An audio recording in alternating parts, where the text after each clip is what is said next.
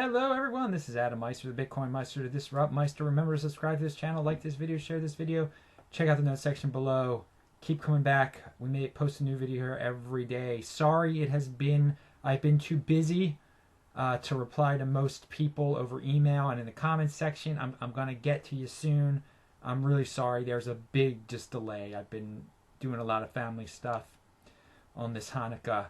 The media today, I noticed online, there were all sorts of Bitcoin stories out there because they couldn't bother to post them during the holiday weekend. So it's pretty old school. They just are posting late stories, talking about how it got to 900. But I mean, it's already been to 9. These stories are old now, and it just shows you here on the BitcoinMeister channel, you get the stories right away.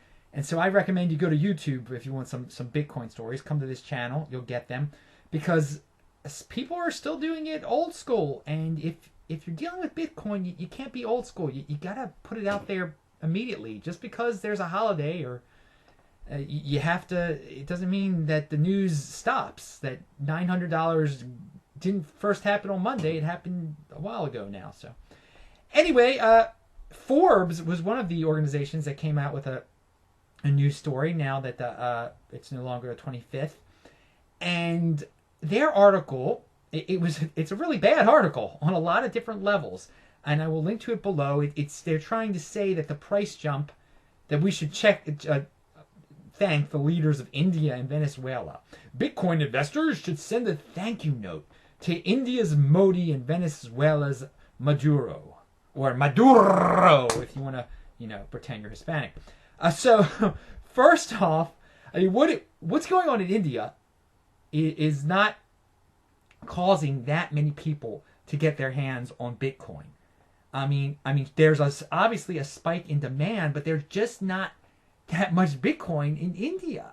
And the Indians, they don't know about it, all of them, and they don't understand it, and there's not the technical ability. I mean, this is a huge nation, so much of it in incredible poverty.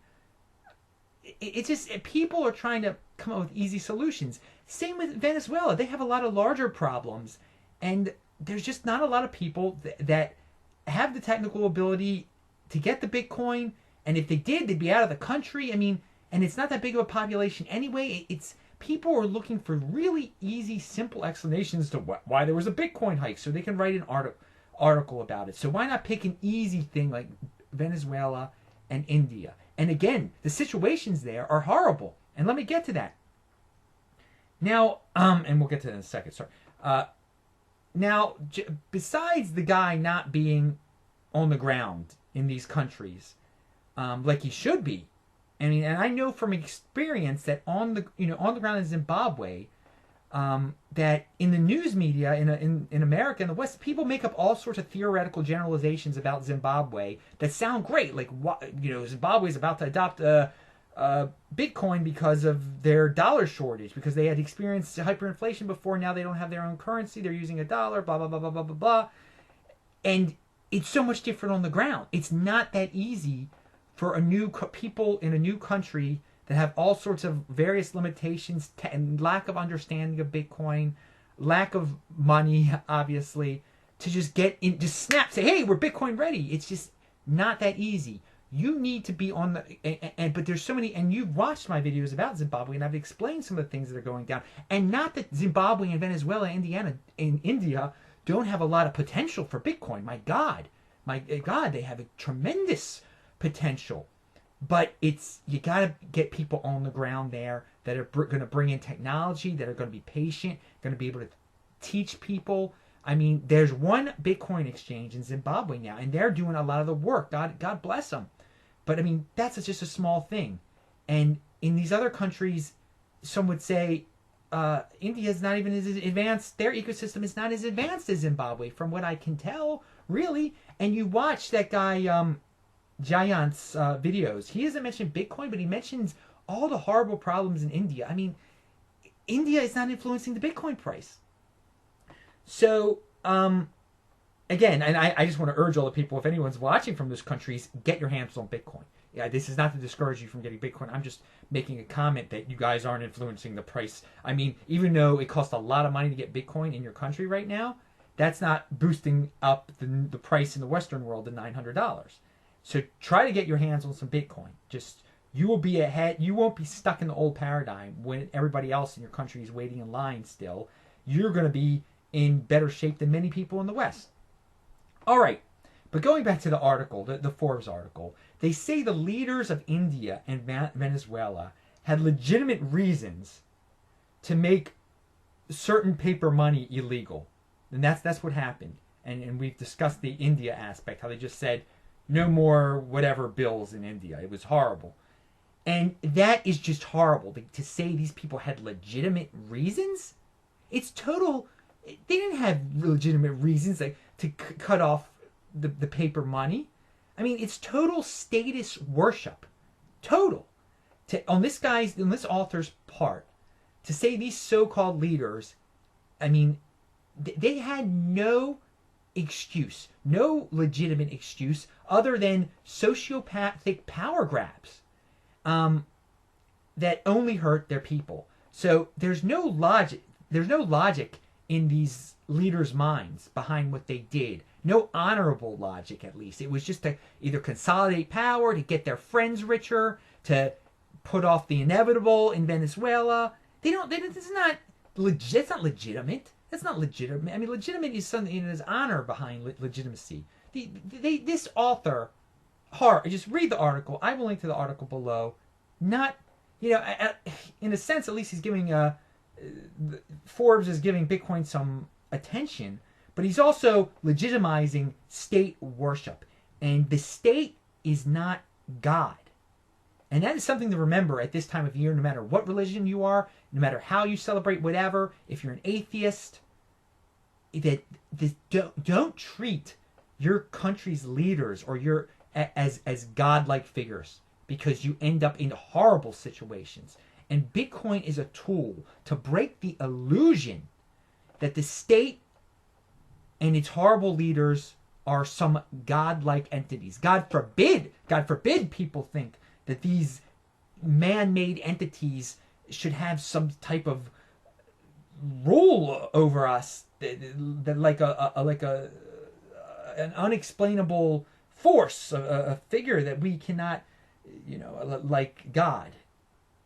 And to put this power, and this is something that the mainstream media reinforces, whether they're atheists or not, they make, for years, and this is what people are tired of, I think, just making out the state to be a godlike force that always has a legitimate reason, that leaders always have the people's best intention. And again, Bitcoin is there to break this illusion. I believe.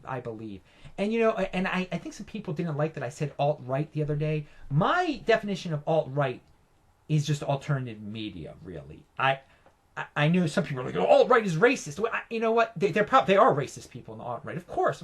Why not? Why not? It's a free country. You can associate yourself with whatever you. It's a big tent, okay?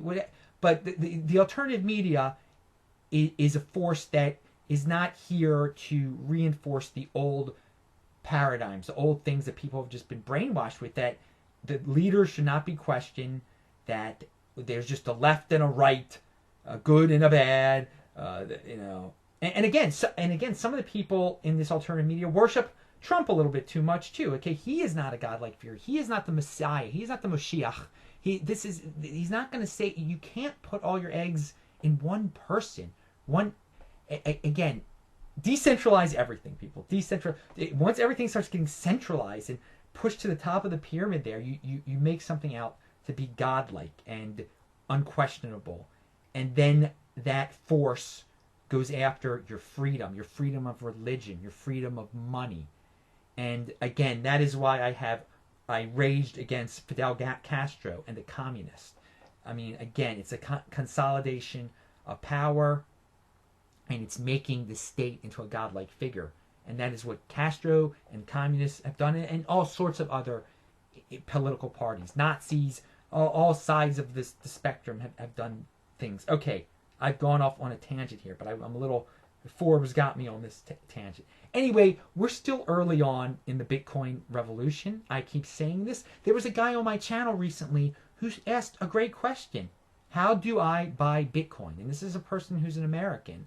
So many people in America, the most advanced country in the history of mankind, do not know how to buy Bitcoin. They don't know just to go to Coinbase and buy Bitcoin. And so that is just a reminder how early on we are on this. How so many people don't have a clue. And that's a great thing that so many people don't have a clue. And we all have to, all the people watching these videos who are advanced in Bitcoin or even moderately knowledgeable in Bitcoin, we all have to take a step back and just think about that guy who said, how do I buy Bitcoin in America? Because that's where most people are right now. And there's a lot of people that even if you told them how to buy it, they couldn't really do it and still grasp it. So just take a step back and just think about that. I think it's a positive thing. Finally, Vinny Lingham had a great retweet that I will link to below. He didn't come up with this, but he retweeted, so I found out about it through him. He's had some great tweets lately, by the way. I guess I'll talk about some more tomorrow. It compares inflationary fiat currency to deflationary Bitcoin. I will link to it below. You've got to check it out. It is really entertaining and laughable. I'm Adam Meister, the BitcoinMeister. I will talk to you later.